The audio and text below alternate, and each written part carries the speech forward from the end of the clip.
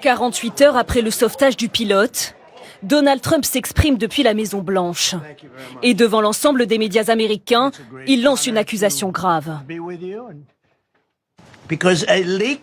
Une personne ici aux États-Unis a fait fuiter le fait que nous avions récupéré un de nos hommes, mais qu'il en restait un autre sur le terrain que nous n'avions pas encore.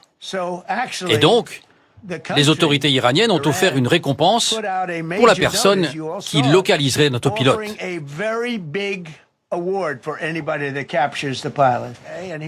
L'information d'un deuxième homme disparu dans l'opération a été révélée par un journaliste, citant une source anonyme. Dans l'urgence, à 4h04 du matin, les États-Unis montent donc une opération commando pour éviter que le militaire ne tombe aux mains des Iraniens. En bombardant par exemple les routes proches de la zone où le pilote a été exfiltré pour ralentir la progression des forces iraniennes qui le traquaient. Le pilote est resté dans une cavité rocheuse.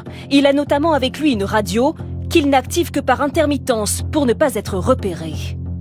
Un signal quasi invisible que seule la CIA parvient à capter. Quel rôle la CIA a-t-elle joué ? Elle transmet immédiatement la position du pilote à l'armée américaine.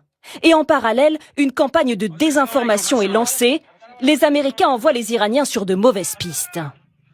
Nous avions dispersé notre dispositif dans 7 endroits différents, de façon à ce que les Iraniens ne comprennent pas où se trouvait le copilote. Ils disaient, ils ont des soldats ici par là-bas. C'est incroyable.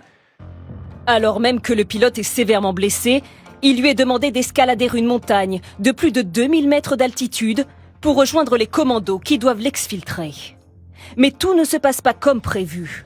2 avions de transport militaire qui doivent tous les récupérer sont enlisés à cause de la boue sur cette piste d'une base iranienne abandonnée. Les Américains décident alors de détruire ces avions pour ne pas qu'ils tombent aux mains de l'ennemi.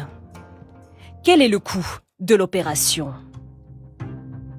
21 avions déployés, des drones, 200 soldats. L'opération a coûté plusieurs centaines de millions de dollars.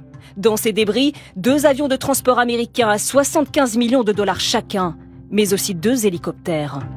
De leur côté, les Iraniens affirment que ce sauvetage n'était en fait qu'une couverture pour récupérer l'uranium enrichi du territoire iranien.